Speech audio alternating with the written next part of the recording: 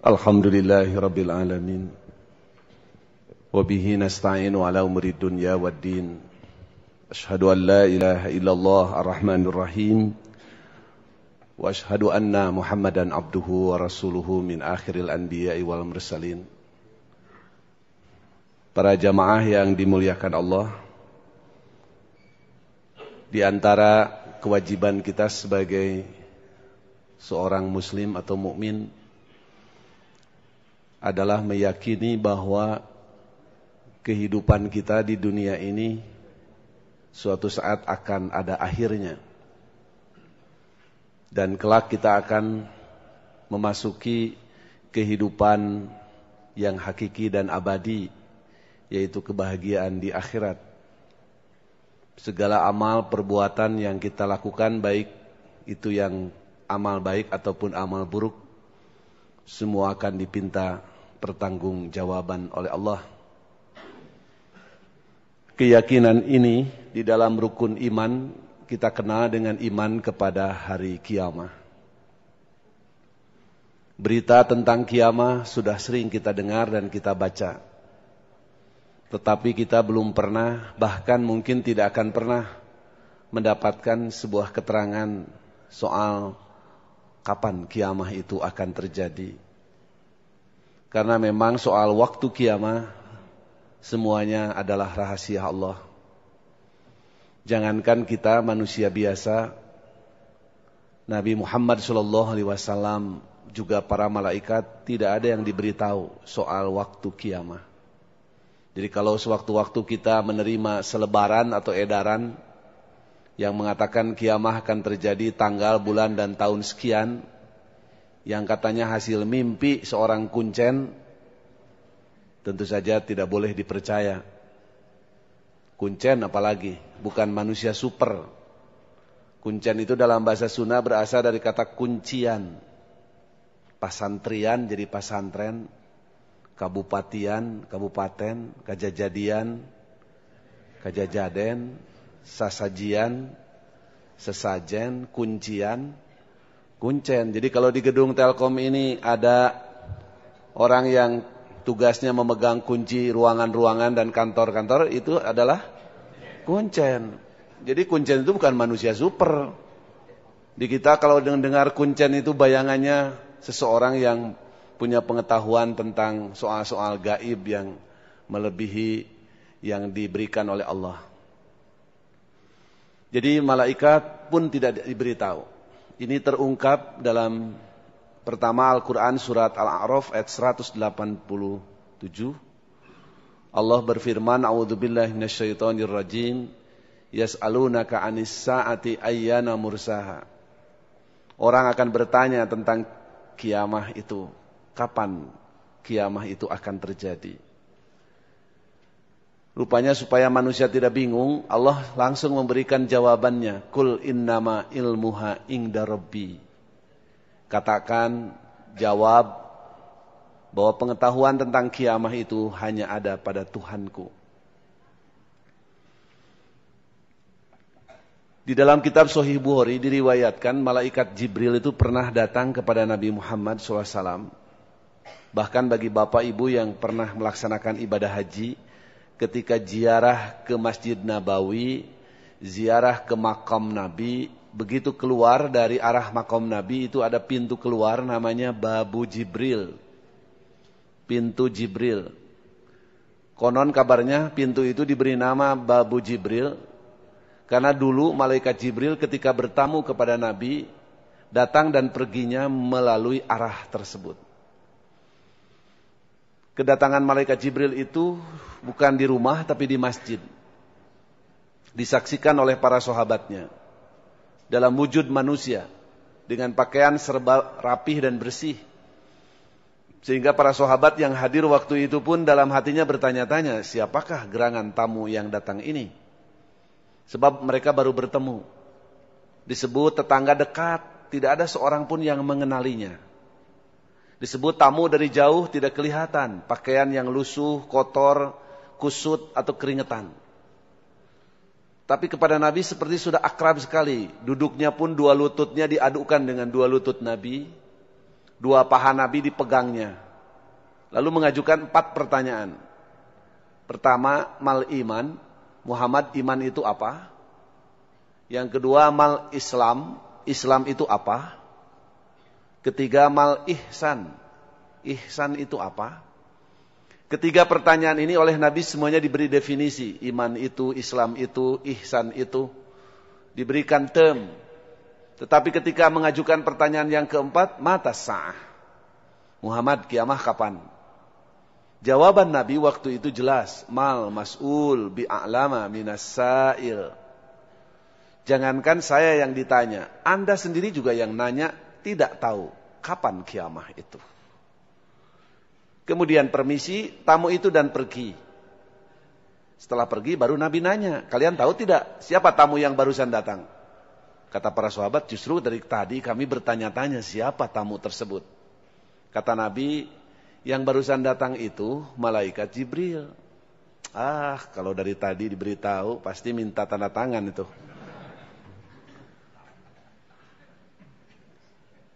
Di surat Muhammad ayat 18, Allah juga menjelaskan, fahal yanzuruna illa sa'ata an ta'tiyahum baghtatan faqad jaa asratuha fa anna lahum idza ja'atuhum dzikrahum. Tidak ada yang kalian tunggu di dunia ini kecuali datangnya kiamah. Dan kiamah itu tidak datang kecuali mendadak. Tanda-tandanya pun telah ada. Tapi apalah artinya seseorang baru sadar ketika kiamah sudah terjadi. Para ulama membagi kiamah itu kepada 3 macam, 3 kategori. Yang pertama disebut kiamah sugro, kiamah kecil, yaitu meninggalnya atau wafatnya seseorang. Di dalam hadis riwayat Ad-Dailami, Nabi mengatakan ketika ada seorang meninggal, qad qomat kiamatuhu, orang ini telah mengalami kiamah. Jadi kematian juga kiamah, kiamah kecil.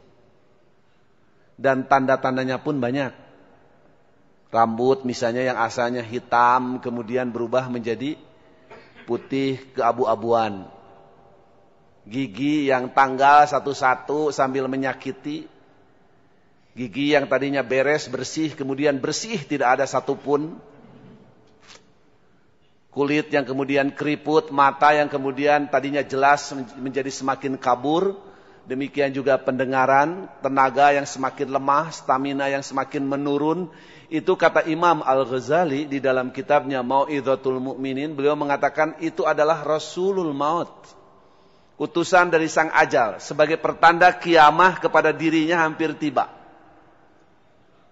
Mestinya orang semakin tua itu semakin sadar karena banyak peringatan yang terjadi di dalam dirinya.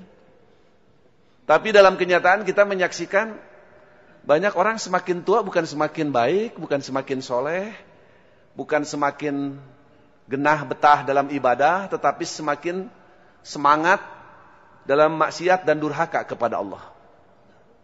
Bahkan sering kita menemukan di tengah masyarakat ada orang mati, masyarakat di sekelilingnya pun bingung. Ini orang disolatan, jangan. Sebab disebut Muslim, Jumatan juga nggak pernah kelihatan. Disebut Kristen, hari Ahad selalu ada di rumah. Disebut Hindu, Buddha, di mana ibadahnya nih orang? Di Bandung kan candinya juga Candi Jian. Ya. Orang jadi bingung, di sholatan, Jumatan juga nggak pernah kelihatan. Malah saya sering menyaksikan, Pak, mungkin juga sama, bapak-bapak juga. Di tengah masyarakat ada orang kaya meninggal, kadang-kadang pejabat negara. Yang menengok, yang melayat banyak, mobil berjejer, karangan bunga bagus-bagus, besar-besar, mahal-mahal. Tetapi ketika nyolatan, ternyata cuma 2 orang. Cuman RT dengan lebek, itu pun hasil nyusul beberapa kali. Dari sini tergambar bahwa orang yang mati ini banyak waktu hidupnya teman atau sahabatnya itu. Teman gaulnya itu banyak. Buktinya yang melayat banyak. Mobil berjejer. Karangan bunga besar-besar bagus-bagus. Tetapi mungkin karena ketika hidupnya sobat-sobatnya itu bukan ahli sholat, bukan ahli ibadah. karena mungkin yang matinya juga tidak pernah sholat, tidak ada yang ikut menyolatkan. Karena mungkin tidak bisa, tidak tahu bagaimana menyolatkan jenazah. Terpaksa nyusul RT dengan lebih, itu pun beberapa kali karena bingung. Sudah tergambar dari sini juga, siapa orang ini. Tapi sebaliknya kadang-kadang ada orang bukan pejabat, bukan orang kaya, ini orang biasa, orang sederhana, meninggal dunia, yang melayat banyak, mobil tidak berjejer, malah karangan bunga tidak ada, tapi semua yang hadir ikut menyolatkan, ikut mengantar ke kuburan, ikut mendoakan, ikut memohonkan ampunan. Di sini tergambar siapa orang yang meninggal ini, siapa sahabat orang-orang yang meninggal ini. Sebenarnya kalau orang meninggal dunia, kemudian oleh Allah sudah diberikan kenikmatan yang banyak, tetapi tidak ada terima kasihnya kepada Allah Subhanahu wa taala, tidak ada syukur nikmat. Dalam pepatah Jawa kan disebutkan orang seperti ini katanya kumbang kawarging santun mabure tanpa puara. Ibarat kumbang, tawon yang senang menghirup sari-sari bunga, setelah kenyang, kumbang itu kemudian pergi tanpa mengucapkan terima kasih. Itu perumpamaan buat orang yang oleh Allah diberi nikmat yang banyak, tetapi sewaktu hidupnya tidak menunjukkan rasa syukur kepada Allah yang telah memberikan nikmat yang banyak itu. Nah, ini namanya kiamah sugro, kiamah kecil. Yang kedua kiamah wusto, kiamah pertengahan. Ini adalah hancurnya sebuah rumah tangga atau sebuah negara. Dan ini juga tanda-tandanya banyak. Rasulullah mengatakan misalnya, apabila seorang ibu melahirkan tuannya, maka kiamah akan terjadi. Ini masuknya kiamah wusto, kiamah pertengahan, hancurnya sebuah keluarga. Apabila anak-anak di rumah sudah tidak lagi menaruh rasa hormat, rasa khidmat kepada orang tua. Orang tua ibu bapaknya dianggap sebagai babu, jongos, dan pembantu. Ini kiamah. Kiamah dalam arti hancur hati orang tua. Karena orang tua menjadi tidak enak makan, tidak nyenyak tidur, karena kegejulan, kebaragajulan, kebaongan yang jadi anaknya itu. Kiamah. Kiamah. Malah kalau suami istri cerai sebenarnya itu juga kiamah. Kiamah rumah tangganya. Ada juga Nabi mengatakan apabila sudah banyak gedung-gedung pencakar langit, hatta yatatawwalun nas fil bunyan. Apabila sudah banyak gedung pencakar langit, kiamah, ini juga kiamah wusto, hancurnya sebuah bangsa. Sebab kalau kita perhatikan contoh kasus di Jakarta misalnya, di sepanjang Jalan Jenderal Sudirman, Jalan Muhammad Tamrin, itu gedung-gedung pencakar langit dibangun, tidak jauh dari sana kan kita menyaksikan gubuk-gubuk rayot dan rumah-rumah petak yang tidak layak huni. Kondisi ini menunjukkan adanya kesenjangan sosial ekonomi yang sangat lebar dan dalam. Dan di satu pihak orang itu kaya sekali, di pihak lain orang itu miskin pisan.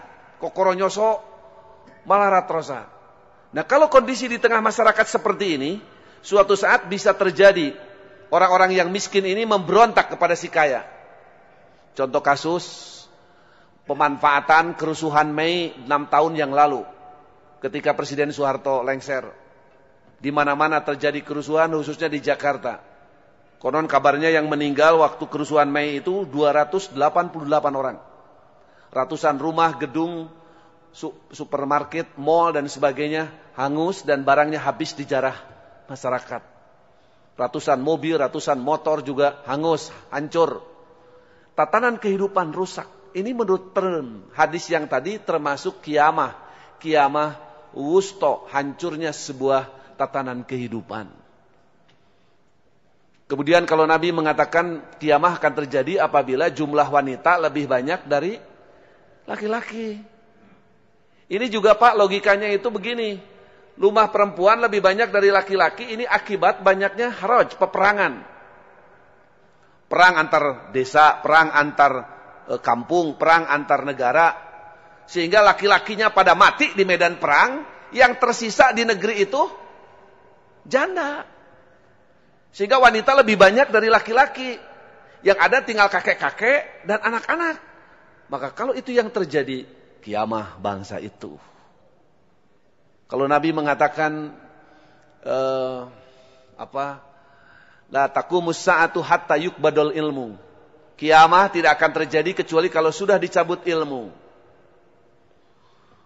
Ternyata kalau kita lihat orang sekarang semakin pinter, lembaga pendidikan semakin banyak, maju dan berkembang. Kalau begitu kiamah masih lama. Karena orang bukan semakin bodoh, orang semakin pinter. Ternyata yang dimaksud dengan kiamah di sini bukan kiamah hancurnya alam semesta. Tapi yang disebut kiamah di sini adalah kiamah sebuah bangsa. Sebuah bangsa akan hancur apabila ilmu sudah dicabut. Dan ternyata yang dimaksud dengan dicabut ilmu juga bukan berarti orang-orangnya menjadi bodoh. Bukan lembaga pendidikannya tidak maju dan berkembang. Tapi oleh Nabi disebutkan, dijelaskan, biqabdil ulama. Apabila yang namanya ulama dicabut. Ulama-ulama sepuh, satu persatu kembali ke hariban ilahi Rabbi, ibarat pelapah tua. Tapi tidak muncul tunas-tunas baru yang menggantikannya. Memang bagi orang yang berpikir sederhana atau menolak, tentu saja bertanya-tanya apa urusannya.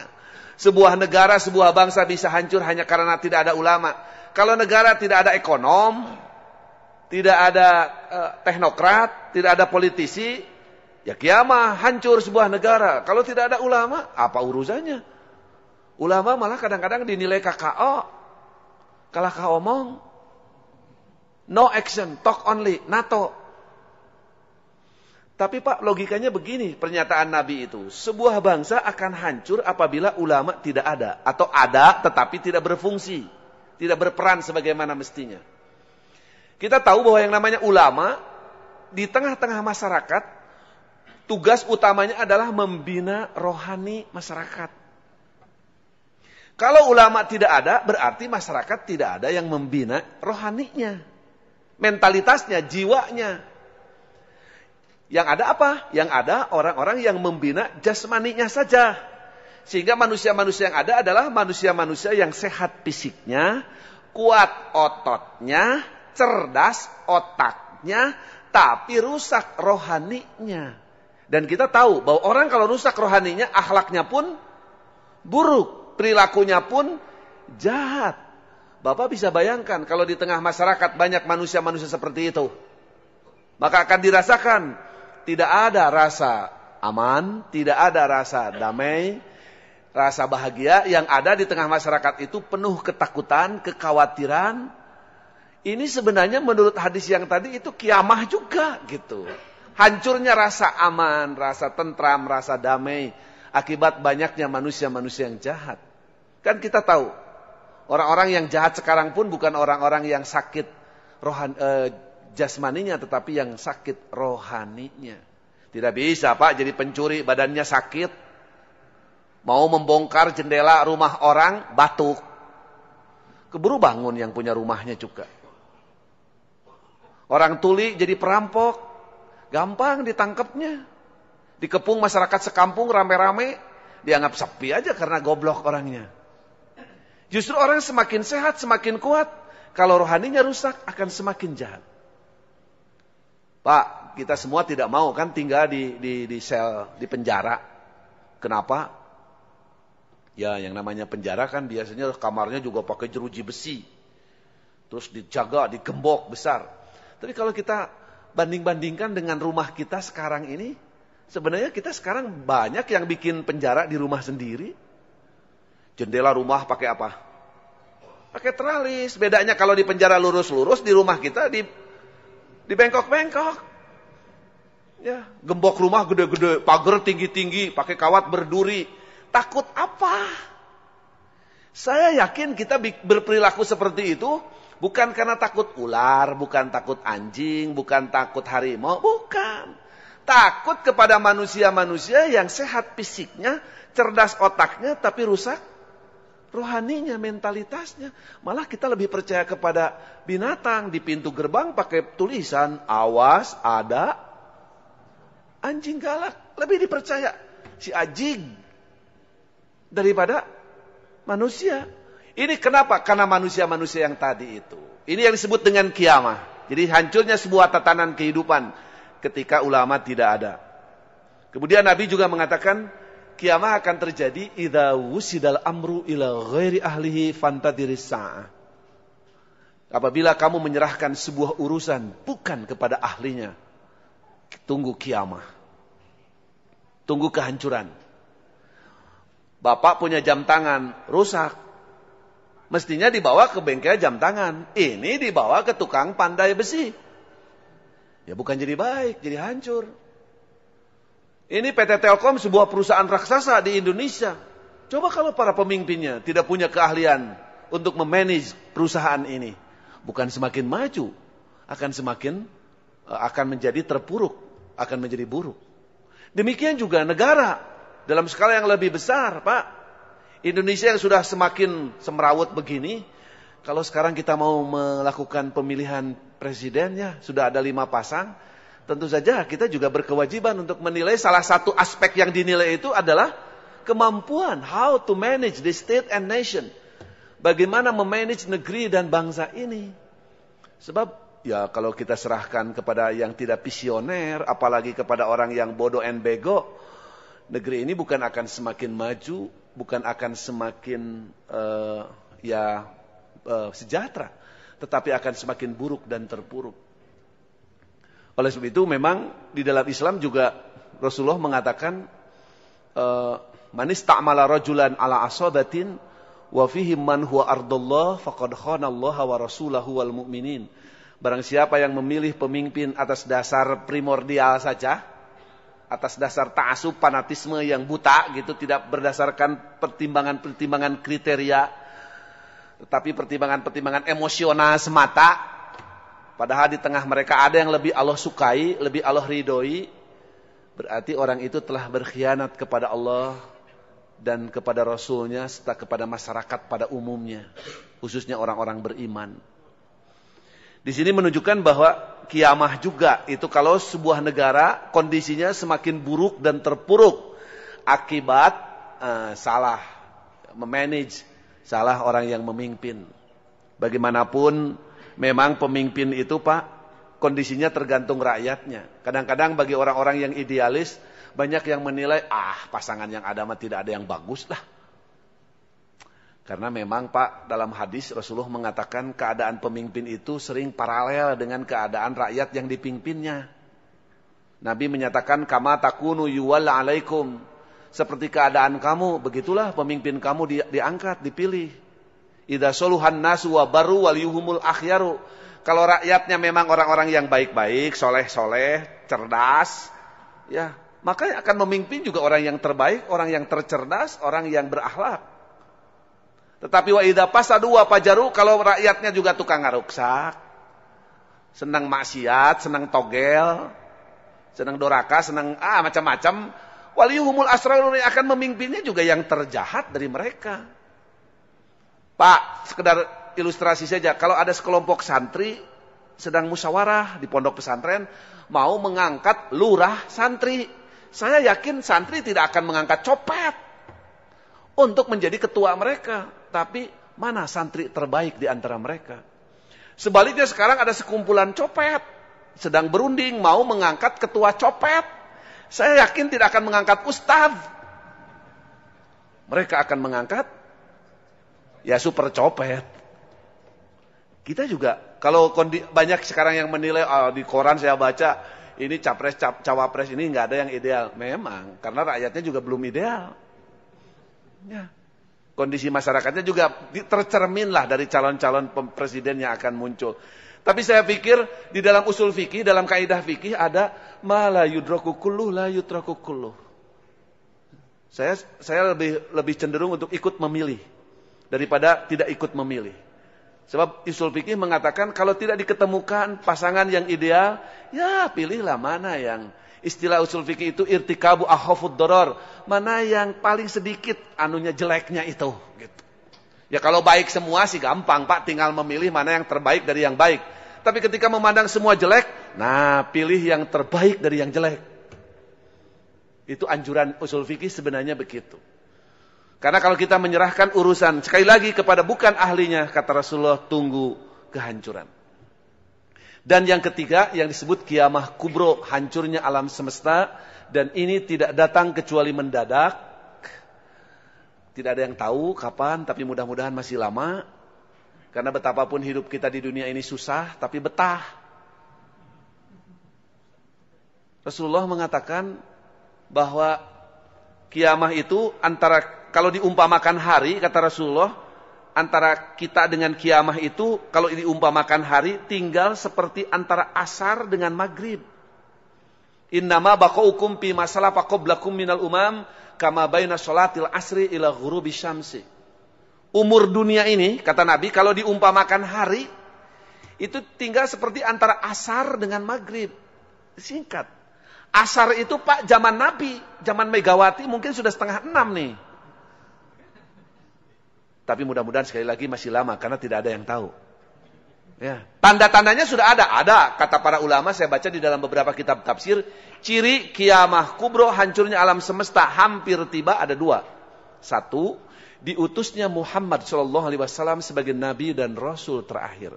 Berarti Allah tidak akan mengutus Nabi dan Rasul baru. Ini menunjukkan dunia ini hampir berakhir. Yang kedua, disempurnakannya Islam sebagai satu-satunya agama Allah. Berarti Allah tidak akan menurunkan lagi agama. Dan itu alamat dunia ini akan segera berakhir. Tentu saja semua ini hanya harus jadi peringatan kita. Sebab apalah artinya kata Allah, orang baru sadar ketika kiamah sudah terjadi. Orang Sunda bilang kadong dora. Kadong dora itu kadong dongora. Kadong dongora itu dimakan tidak enak, dijual tidak laku, gitu. Balatak we. Seperti Nabi Ibrahim Pak dengan Azar, kita tahu ayah Nabi Ibrahim itu Azar sampai wafatnya tidak pernah masuk Islam. Mati dalam kekufuran. Nah, nanti di hari kiamah, kata hadis Bukhari, Nabi Ibrahim dengan ayahnya Azar akan dipertemukan. Kita juga sama. Di dalam Al-Quran dijanjikan, kalau kita dengan istri, dengan keluarga, bareng menjadi orang-orang beriman, bertakwa, kemudian beramal soleh, Allah menjanjikan al-haq nabihim zurriyatahum, akan aku kumpulkan kembali mereka nanti di surga bersama-sama dengan keluarganya. Tetapi Nabi Ibrahim dengan Azar, karena di dunianya juga sudah berpisah jalan, ketika bertemu posisinya juga diametral, bertolak belakang. Nabi Ibrahim dalam posisi suasana bahagia penuh suka, Azar ayahnya dalam posisi penuh duka dan derita. Tapi Nabi Ibrahim juga melihat sang bapak seperti itu, nasibnya sebagai anak yang soleh, anak yang baik, tentu saja muncul kembali rasa sayangnya. Kata Nabi Ibrahim, alam aghullak la ta'sini. Nah Pak, apa saya bilang dulu, jangan menolak ajakan dan ajaran saya. Nah sekarang bapak kan bukti itu surga nyata, neraka ada. Azar menjawab, fal yauma ala asika. Aduh, cenajang sekarang mama tidak akan menolak lagi ajakan dan ajaran kamu. Baru sadar Pak, sudah sampai di akhirat. Ya, kata firman Allah tadi, fa anna lahum idza ja'atuhum dzikrahum. Apalah artinya sadar sudah sampai di sana. Kadang dora teh anu tadi, Pak. Tidak ada artinya. Tapi Nabi Ibrahim juga tidak habis akal, mencoba mengajukan usul permohonan kepada Allah. Kata Nabi Ibrahim, Rabbi innaka wa'adtani alla tukhziyani yauma yub'atsun. Ya Allah, engkau berjanji kepada hamba dulu bahwa pada hari kiamah ini hamba tidak akan menjadi orang yang sedih. Tapi lihat ayah hamba seperti ini nasibnya. Aduh ya Allah, prihatin hati hamba ini. Paghfir li abi, kata Nabi Ibrahim, ya Allah ampunilah dosa-dosa ayah hamba ini. Minta diampuni. Ini bukan orang lain, ya Allah, ayah saya. Nabi Ibrahim seperti ngajak kolusi kepada Allah.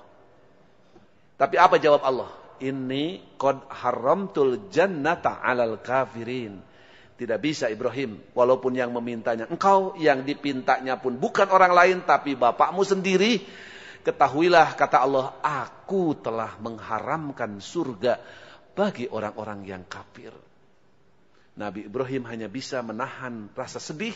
Begitu menundukkan kepala, terlihat ayahnya sudah kembali berenang lagi di dalam api neraka. Berpisah anak dengan bapak. Kenapa? Karena di dunianya juga tidak bareng-bareng menjadi manusia-manusia yang beriman dan bertakwa. Jadi penyesalan sudah sampai di sana tidak ada faidahnya. Bagus kalau kita menyesal sekarang ya atas apa-apa yang pernah kita lakukan, terutama perbuatan-perbuatan dosa dan melalaikan kewajiban yang oleh Allah dibebankan kepada kita. Mudah-mudahan dalam sisa umur yang masih tersisa ini, Allah memberi kekuatan dan kemampuan kepada kita untuk meningkatkan prestasi ilmu, iman dan amal soleh kita, serta mudah-mudahan Allah Subhanahu wa taala mengampuni segala kealpaan dan dosa kita, serta menempatkan kita bersama dengan orang-orang yang nanti di akhirat mendapatkan kebahagiaan yang hakiki dan abadi. Allahumma rabbana innana zalamna anfusana wa illam taghfir lana wa tarhamna lanakunanna minal khasirin. Allahumma rabbana la tu'akhidna in nasina aw akhtana. Rabbana la tuzigh qulubana ba'da idh hadaitana wa hab lana min ladunka rahmah innaka antal wahhab. Allahumma innaka tasma'u kalami wa tara makani wa ta'lamu sirra wa alaniyati nas'alukal ijabah. Rabbana atina fid dunya hasanah wa fil akhirati hasanah wa qina adzabannar. Aqulu qouli hadza wa astaghfirullah li wa lakum. Wassalamu alaikum warahmatullahi